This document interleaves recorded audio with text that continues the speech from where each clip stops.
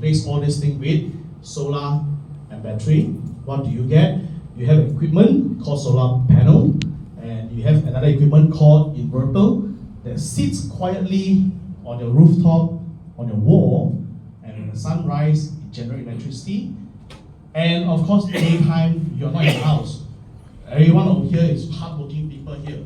So we are working outside the house. So the energy will go to the battery system.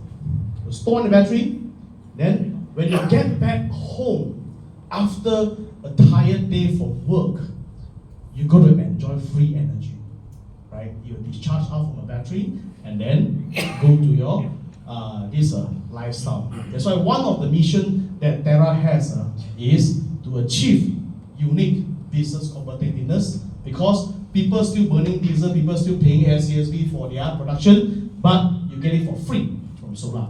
So, and lifestyle happiness, because you don't need to pay SCSB anymore.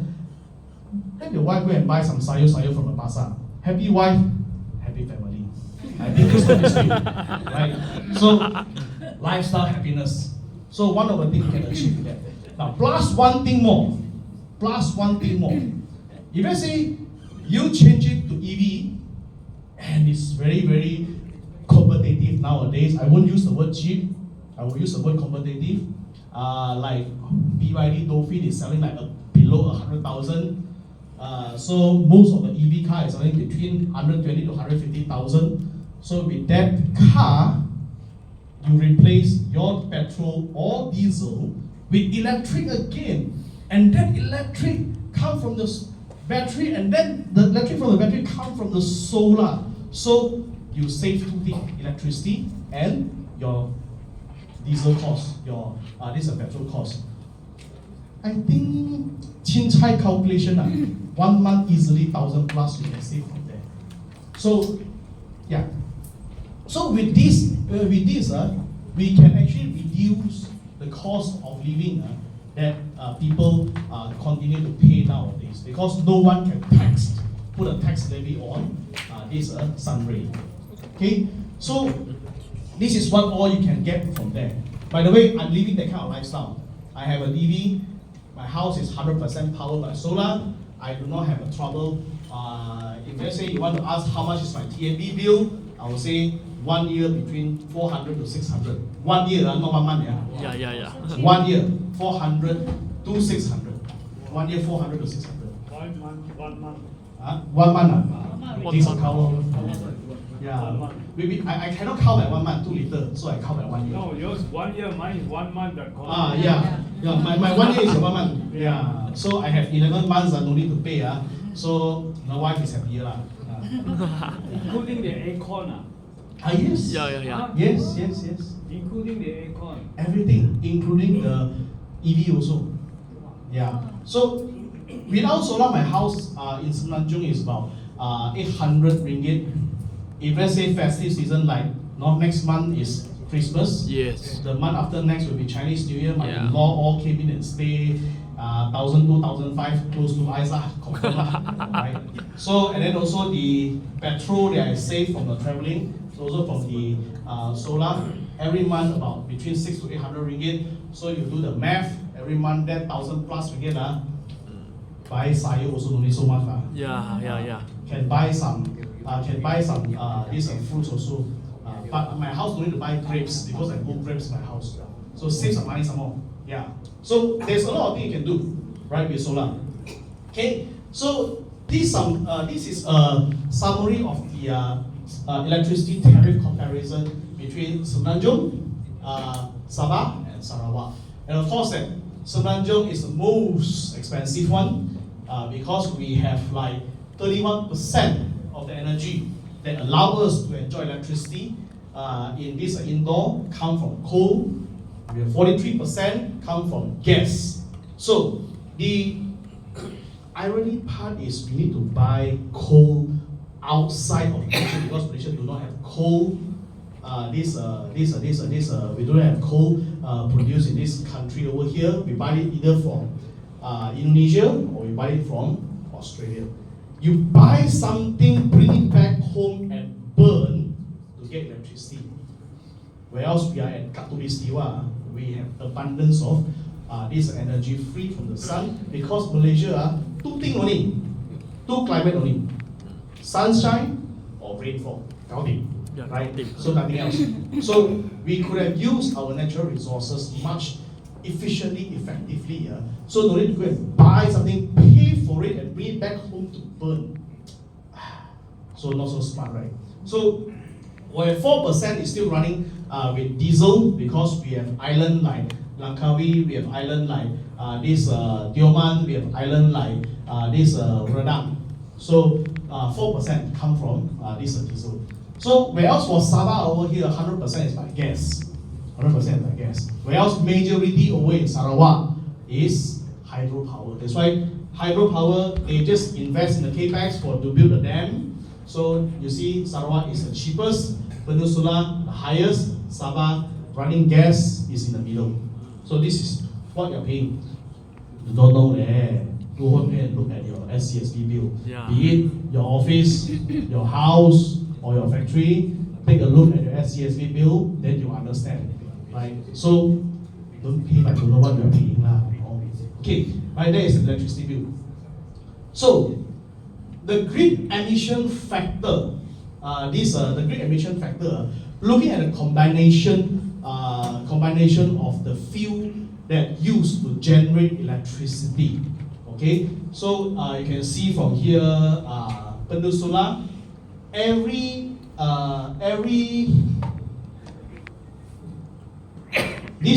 this measurement is CO2 per gigawatt hour, right? So this is the baseline. You look at Peninsula, 758.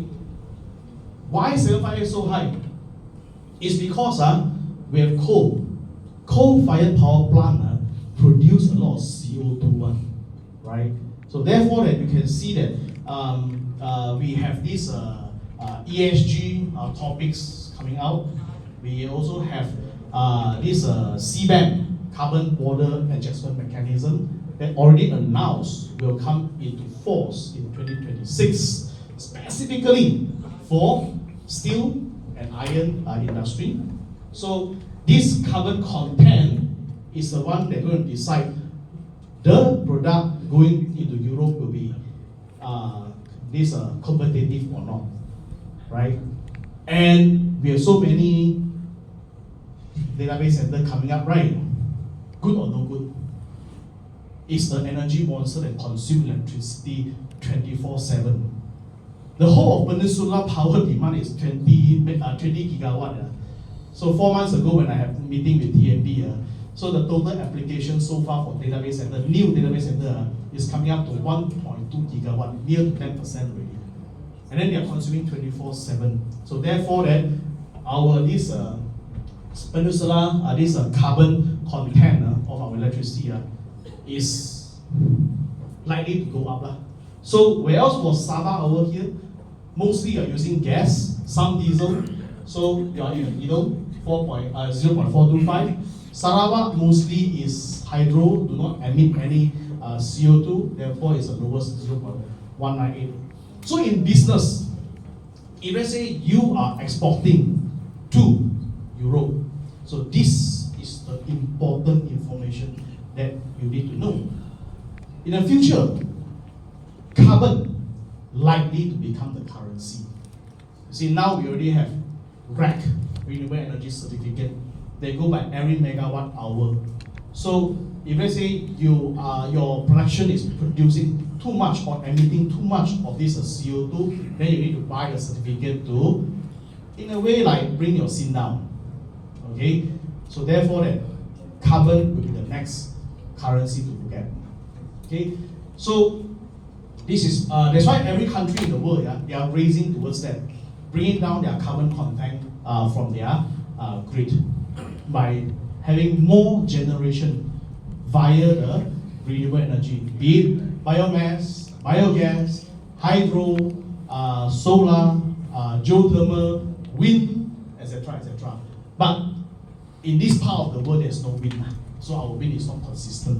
So therefore, that we do not have wind power here. Okay. So what is the program that available in Sabah? We talk so much about solar can do for not just your house, your office, your factory as well. So what we can do? So the policy is self-consumption here, self-consumption. So it means that you install solar on the roof, on your rooftop, and then you consume it yourself. But you can't export to the grid. Many years ago, in Sabah here, there is this feed-in tariff program. Feed-in tariff program. So that one is started since 2012. Actually, when the law enacted in 2011, December 25th, there's two laws. It's called Renewable Energy Act, RE Act 2011, and SEDA Act, Sustainable Energy Development Authority Act 2011. FIT started since then, but ended in 2016. So 2018, when this Yobin took over as a NASDAQ minister, yeah. So I remember in a forum, in a town hall, yeah, there's a representative from Sabah and go and meet her. In that town hall, I say, what are you going to do? Are you still going to open up more FIT away in Sabah? So can you give me the answer now? Else I go and tap out my company already, right? Because it's so many years, 2 years, there's no FIT away in Sabah. So the effort of this Sabah keep on continuous to build. So therefore that self-consumption, this policy is only announced last year December, and then very small, 30 megawatt only, 30 megawatt capacity, very small. But now I think self-consumption, they do not put a cap into it really lah. So because that, I think Dato Nasir is right, the chairman of ECOS, he is right. He said that we do not have enough power, then why you limit people building up more power plant? So therefore that now today we are not seeing this capacity cap in solar for self-consumption. Okay, large scale solar just ended. So back in 22nd of October last month.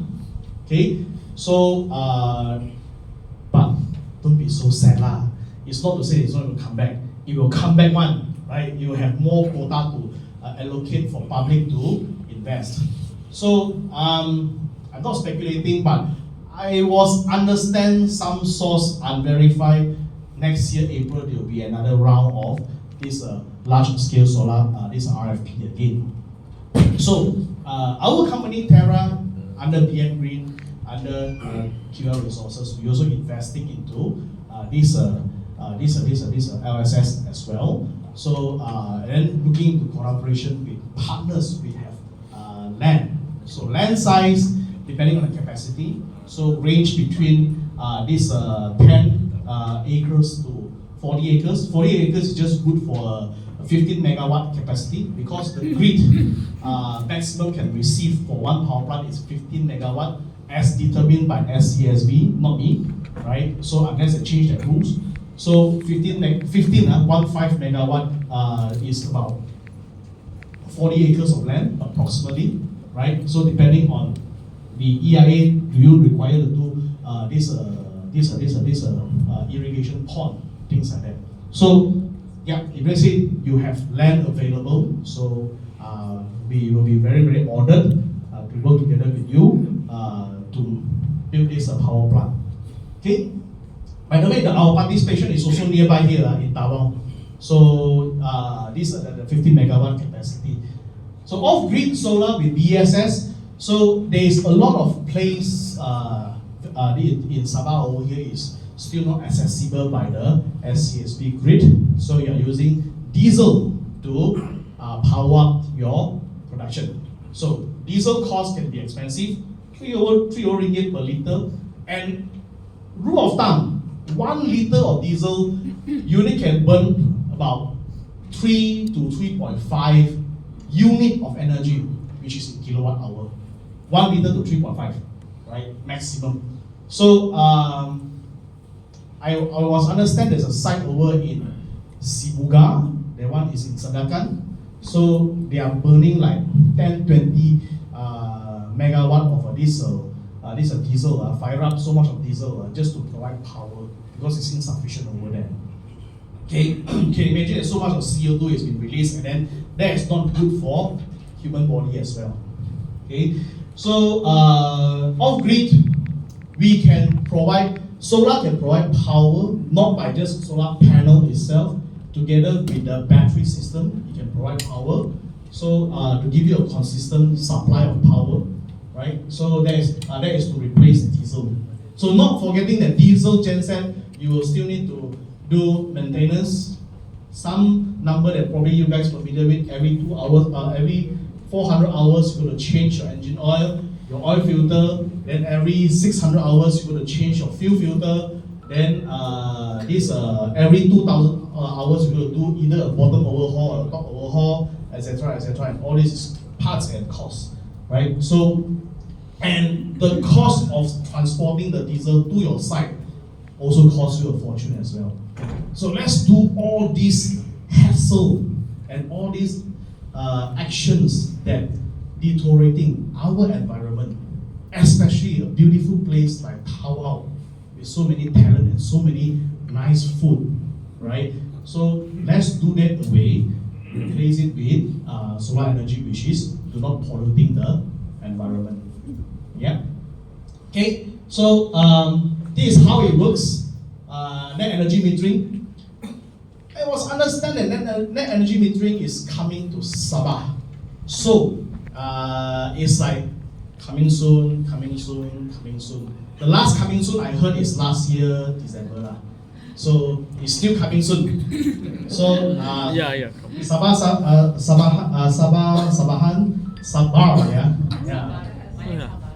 please be patient. Sabah. Okay. Okay. So net energy metering, but for this for self-consumption, then we will put a sensor to prevent you export to the grid because you can't export to the grid. Let's say it's self-consumption. So it's mainly for consumption only. So, if let's say your facility is running 24/7, just now I heard so much of good seafood over here.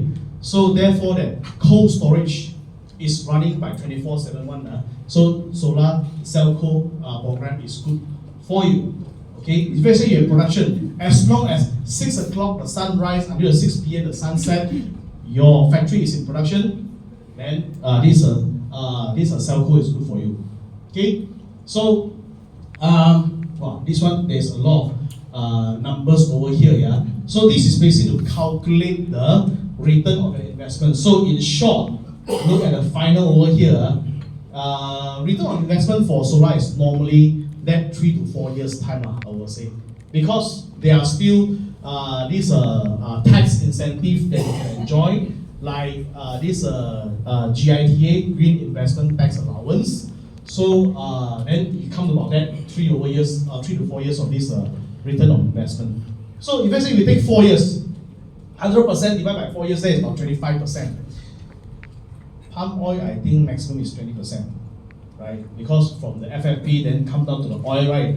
The weight is 20%, right? So therefore, this one is 25%. Okay, so and FD, the last I recall, banks is 4%, but some typhoon, right? So this one is 25%. So that is the reference point. Okay, so GITA I mentioned just now. So and then this one is a bit about this GITA also. 60% of your qualifying capital